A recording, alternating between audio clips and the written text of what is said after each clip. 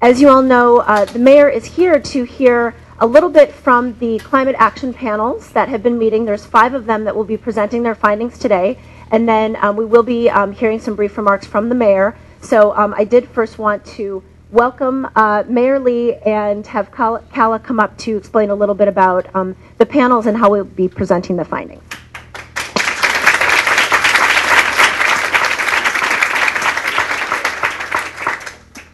So welcome, Mayor Lee. Today we are pleased to present you with the recommendations of 5 community panels that have been working with me and the Department of Environment on the city's climate action plan. And these panels consist of businesses, community organizations, advocates, and nonprofits. So they're going to come up, and each one of them is going to introduce themselves, a representative from the panel, read you their short recommendation, and hand it to you so that you can keep it in perpetuity. Or at least for reference for next time we come back asking for questions. Hopefully it's more fun than that. So thank you. First up we have Energy Independence, Carrie Biles.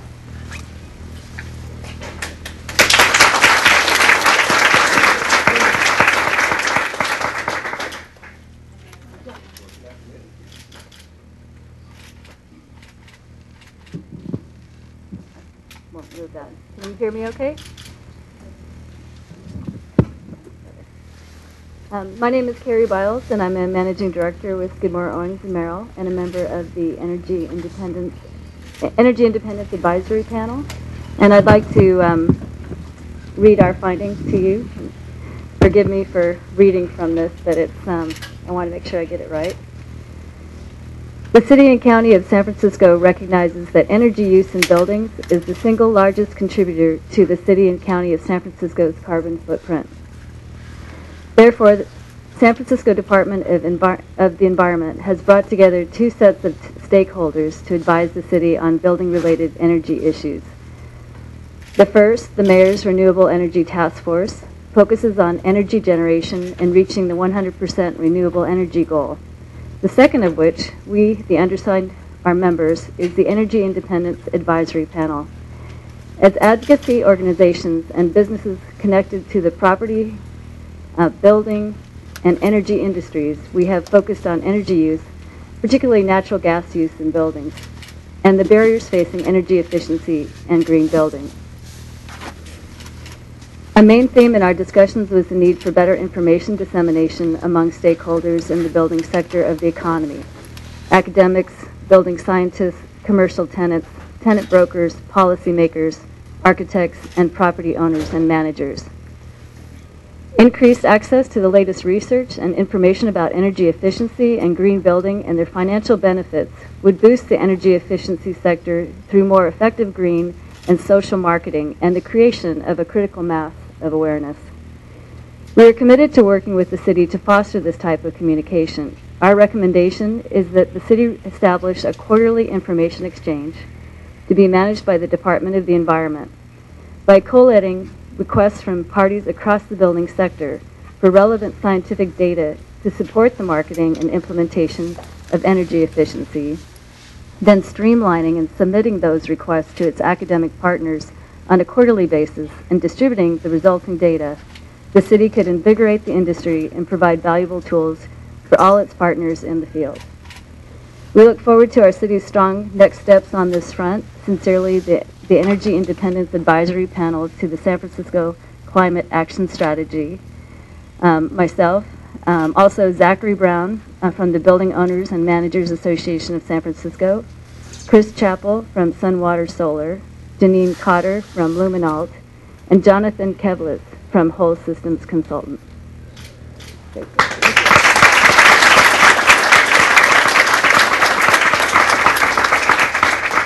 up we have Emma Pickering from ICLEI, representing the New Century Transportation Channel.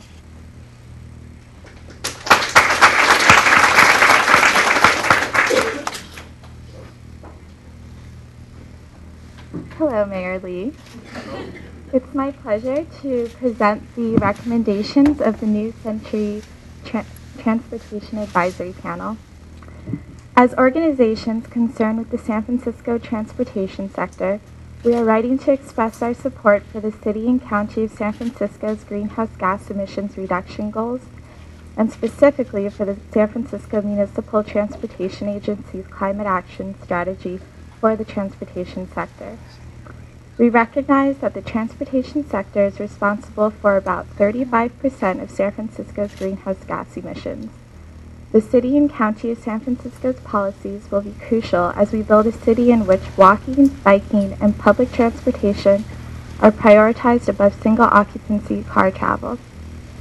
Because human mobility is central to our economy and to the life of every citizen, it will take organizations like ours working with the city to realize MTA's vision for the future of transportation in San Francisco, a safer, more efficient, and lower carbon vision.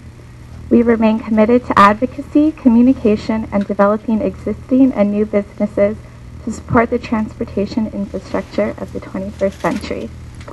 I'd like to thank the other panelists, Mark Caswell of the San Francisco Bike Coalition, Rick Hutchinson of City Car Share, Gary Bauer of Bauer's Intelligent Transportation, Mark Geller of Plug-in America, Laura Schewel of UC Berkeley, and Elizabeth Stamp of Walk San Francisco. Thank you.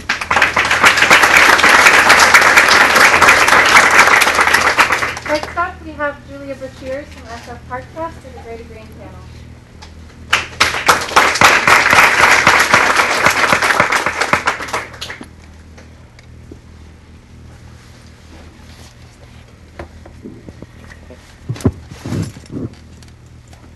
Good afternoon, Mayor Lee. I'm very pleased to read the letter from the Gray to Green Advisory Panel.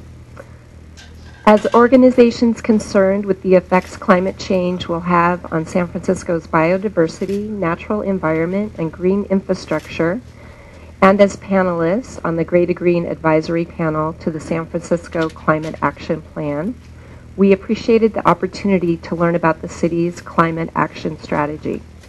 We are writing to express our support for the City and County of San Francisco's greenhouse gas emissions reduction targets and to recommend that the city incorporate urban greening and green infrastructure into its larger climate planning efforts in regards to both greenhouse gas mitigation and adaptation to climate change. We have a number of specific recommendations, and they are guided by these principles. One, the city, when forming green space management policies, should consider local ecosystem functioning and climate science, first of all. Two, the city should work towards managing and investing in its green infrastructure with the same policy vigor and performance expectations as it does its built man-made infrastructure when addressing ecosystem functions for climate mitigation and adaptation. And three, when planning for urban green space, the city should support the activities of neighborhoods and community groups in their roles as local stewards of our green spaces. Our specific recommendations as far as how the city should organize these efforts are: one, the mayor's office should coordinate an interdepartmental panel on green space policies in order to increase communication between city departments and identify synergies in land management practices and to establish a unified process for community greening of public parcels. And two, when SFPUC efforts towards watershed-based planning include recommendations for green infrastructure improvements, all land-owning city agencies should collaborate on implementation of their findings. And grants distributed by City Department of the Environment should include requirements that the grantee spend granted money locally whenever possible. So we really look forward to the continued work with the city as we move together into a new era of integrated and ecologically based urban and climate planning. So thank you. The Greater Green Advisory Panel includes myself and then Ana Alvarez, the chair of the San Francisco Department of Recreation and Park, Laura Tam at Spur, Karen Kidwell at the San Francisco Parks Trust, Casey Allen at SF Landscapes, Victoria Bell, the Neighborhood Parks Council, John Bella at Rebar, it's a big committee, Arden Bucklet Sporer at the Unified School District's Green Schoolyard Alliance, Jeffrey Betcher at Quesada Gardens Initiative, Peter Brastow at Nature in the City, and Dan Flanagan and Doug Wildman at Friends of the Urban Forest. Thank you.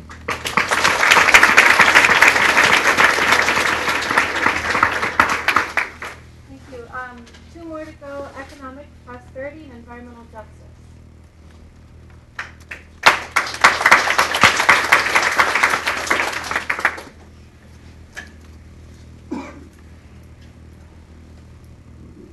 Hello, Mayor Lee. Thank you for being here very much. My name is Ingrid Brostrom. I'm with the Center on Race, Poverty, and the Environment. But today I am representing the Economic Prosperity, Jobs, and Environmental Justice Advisory Panel. And we'd like to present our findings and recommendations. The City and County of San Francisco recognizes that poor neighborhoods have been disproportionately burdened by the pollution generated by the fossil fuel-dependent economy and continue to suffer from high unemployment rates. As such, the San Francisco Department of the Environment Climate Program recently convened 2 meetings of the Economic Prosperity, Jobs, and Environmental Justice Advisory Panel in order to inform the climate action planning process and create policy structures and directives that support the growth of the new local green economy. Members of this panel represented EJ community activists, nonprofit organizations, and job training programs dedicated to addressing the economic and environmental concerns of low-income residents from underserved, marginalized communities. The Economic Prosperity, Jobs, and Environmental Justice Advisory Panel supports the city's climate action planning efforts and recommends that the city formally link climate planning to social equity and green job opportunities in the following ways. And I'm going to just excerpt here. Integrate social equity goals and environmental justice into the city's sustainability and climate action planning efforts. Include a public participation process aimed to reach the communities most impacted by pollution and climate change, and for any planning and decision making during implementation of the city's climate action strategy. Continuing supporting and incentivizing businesses to go green with a focus on San Francisco's small local businesses, with an eye toward their expansion and the resulting local job creation. And finally, leverage the city's climate planning actions to achieve health benefits in communities disproportionately impacted by toxic pollution. Given the long-term and complex nature of climate planning policy and economic and environmental justice issues in the city, we recommend the city create an independent panel to maintain accountability as city departments and other actors put the above principles into practice. This group would meet regularly over a multi-year timescale. Their role would be to observe and report back on the city's progress integrating climate planning and environmental justice. The members of the advisory panel look forward to working with the city and private sector employers in identifying further specific actions and policies to promote green jobs in San Francisco. And this is signed on behalf of the panel, which includes myself, Kevin Danaher with Global Exchange, Lori Bernstein with Goodwill Industries, Rachel Medina with the California Interfaith Power and Light, Teresa Almager with Poder, and Elliot Hoffman with True Market Solutions, Inc. Thank you.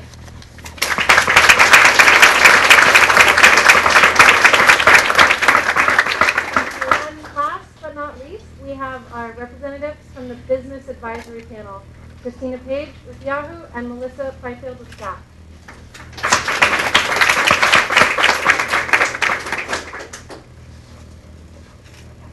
Okay. Sorry, a little do-si-do here. Good afternoon, Mayor Lee. We were asked to just comment very briefly before presenting our letter on the experience that the companies had on the Business Advisory Panel. And what I'd say on behalf of Yahoo is that in addition to finding this dialogue both inspiring and thought-provoking, we also found it very reassuring because we discovered in the process that the city's climate action plan shares a lot of the beliefs that we have in constructing our corporate environmental strategy about how you tackle the problem of climate change. The first is that how urgent this problem is. Inaction on climate change is not a good business strategy. Inaction on this issue is going to be very costly to business and society. So by taking a stand by saying they're going to get to 25% reduction by 2017 on community greenhouse gas emissions, the city's recognizing the science and the urgency of this problem. Number two, I think we found that if you do this properly, you can save money, you can generate jobs, you can create new markets, contrary to a lot of popular beliefs and things that you see in the press. If you have a really good energy efficiency program with great incentives, you see your utility bill shrink, and that drops right down to a company's bottom line. If you have really good transit programs that encourage public transit and reduce traffic congestion, that's good for employee productivity, because you have people not sitting in traffic on their way to work and not circling the block endlessly on San Francisco streets looking for parking instead of getting to work. So that's good for us. Number three, there's the cross-sector dialogue that we had that I think we've been hearing all of the different panels really experienced. I learned a lot in terms of best practices from my colleagues in business that I'm going to take back to my own company. And we were able to communicate to the city that we want to see more carrots than sticks.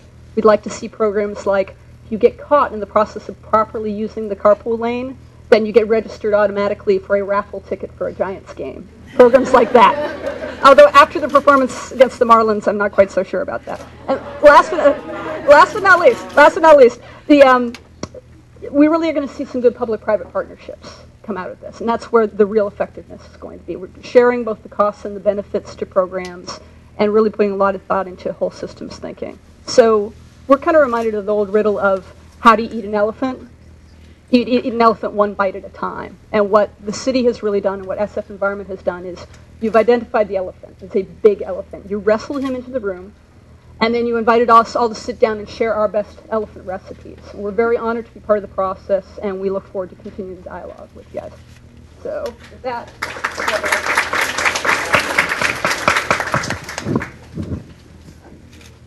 Hi, Mayor Lee. My name is Melissa Fifield. I'm the Director of Environmental Affairs for GAP Inc. As members of the San Francisco business community, we're writing to express our support for the City and County of San Francisco's greenhouse gas emissions reduction goal. As participants on the business advisory panel to the San Francisco Climate Action Plan, the 12 businesses listed below appreciate the opportunity to learn more about climate change and to seek solutions that benefit all of us.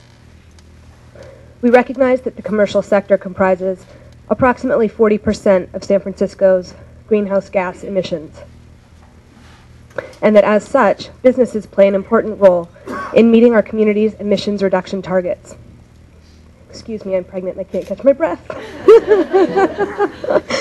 Business advisory panel members include small and large businesses across a range of sectors, including some who have committed to addressing their corporate carbon footprints.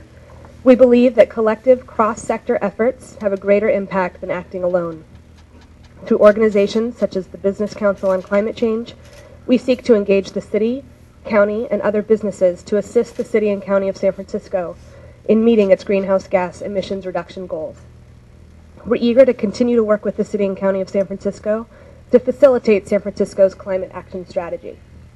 And it's signed by the Business Advisory Panel to the San Francisco Climate Action Plan, Arup, Bentley Prince Street, Blue Shield of California, Cole Hardware, Gap Inc., Google Inc., Hilton San Francisco Union Square, the New Resource Bank, PG&E, True Market Solutions, Wells Fargo, and Yahoo Inc.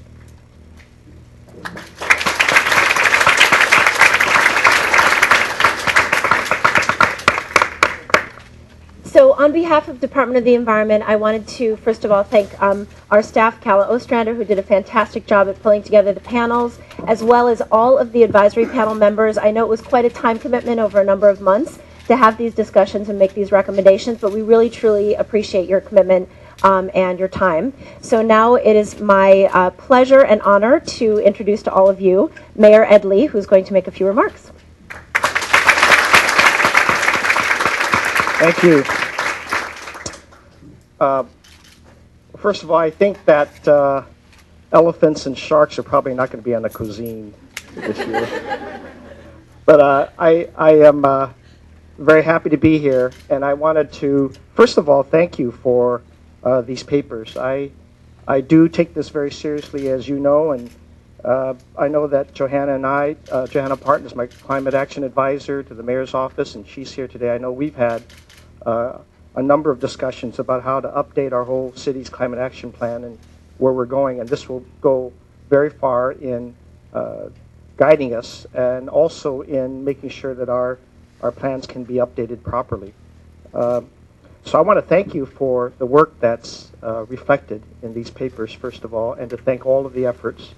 Here, as I look across the room, one of my thoughts as these presentations are made is, gosh, have we gone a long way? I just in the whole environmental movement, I still remember those years where so many people were left out of the discussion, and that whole communities didn't know what their role would be, yet they might have to suffer things or do things differently and not be properly guided. Or where were the jobs going to be, or was it the environment versus our lives? All those contradictions had been so much a part of discussions that I had in my own community for many years, because we didn't have an as inclusive of a process or a thought-provoking or forward-looking process, as I think these papers now reflect. So I want to give a shout-out to all of you for your great efforts reflected in these, and also thank Melanie and her staff at the Department of Environment for their guidance. Certainly Rhonda Simmons, you and the Office of Economic Development, Workforce Development have been there, because along with environmental policies, that's got to be the job creation, job sustaining, or the transitioning of jobs. And to be able to do that and present programs and retain jobs and change them consistent with the goals is as important. And then I also want to thank, of course, the Center on Environmental Law here at Golden Gate University for hosting this and making sure it happened properly. As you know, I started out even as early as February by signing in to ordinance something that I thought was pretty dramatic change, and that is to work with our private sector in looking at the commercial buildings and seeing whether or not they could join in an effort to help us with our climate by reducing energy use. And it was quite precedent-setting in signing that ordinance, but also knowing that while we were requiring that private commercial buildings, existing commercial buildings, begin a process where they would actually calculate themselves, engage themselves along scientific points where the buildings could be measured about the energy use. As important as that ordinance is, what I thought was even more important is reflective of what here today is to bring in so many different disciplines of people, whether they're developers, building owners, architects, engineers, finance people, community folks, to bring them together even with that ordinance and to collaborate around how best that could be done. That collaboration is also and continues to be reflective of everything I do in this mayor's office and working with the Board of Supervisors, even as of yesterday when we worked very closely with labor, and I know we have a lot of labor friends here as well, that we unveiled a pension plan. The big difference is we've done it in a way in which includes everybody, and it gets everybody's viewpoints in, and still does the job, still has the goals set out. And that's what I love about the city, because as we collaborate with all of the people here and get all the stakeholders and combine them with the expertise, we don't leave people out.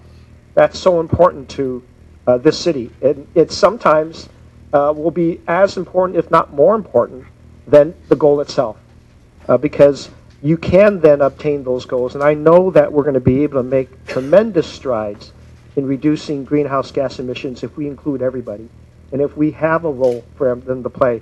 You can't leave out labor, you can't leave out community, you can't leave out experts. People cannot work in isolation, even though you may have the best ideas going forward. You just can't do it in isolation. And so I will continue to push that. We are now at a very, very critical but excellent time in the city of San Francisco. We are coming out of the recession. And as we're coming out, and as all of you are concerned about everything from jobs to how we develop, we have choices to make. Choices about how we will develop, what kinds of buildings that we want, what kind of energy savings, How far do we go, and are we ready to go further than we have before? And everything from green jobs, technology jobs, the buildings environments, our own San Francisco environment. There's a lot of questions that are posed to me every single day, and we have an opportunity to advance further climate action improvements in everything that we do. And this is a great time because coming out of a very, very serious recession, there is opportunity also to include more people and to make sure that we evolve the kinds of jobs that we want, the green tech jobs that we know will be for generations in the future helping our environment.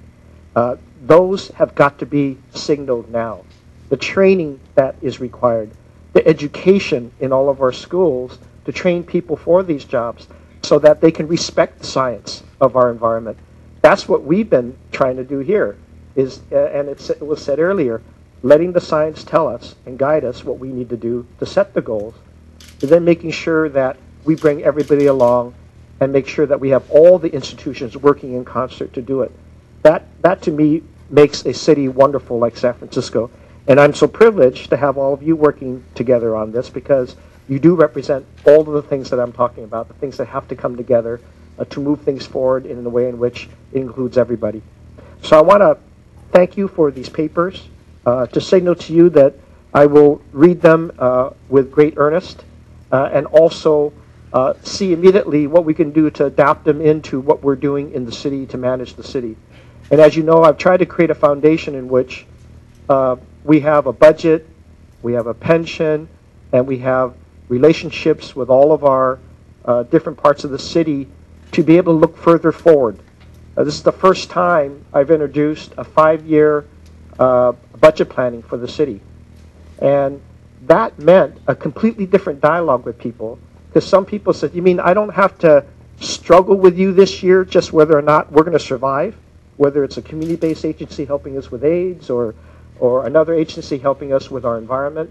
They didn't have to ask that, because we invited them in to say, let's talk about this year and let's talk about the next 4 years and how we can collaborate with each other. That's another different tone. But it also says, we want you here. It also says we can evolve with you and we can help build capacity where there isn't. And if you've got a great purpose and you've got a good program and you can implement it well, then we should be planning for that capacity to work with the city. The city will not be able to do all this alone. That's been proven time and time again. The cities who have tried that will fail. It will be the collaboration with business, with labor, with community groups that make this all happen. These papers reflect that, and you have my commitment to work with you. I thank you very much for your input and your thoughts, and we will continue working together. Thank you very much.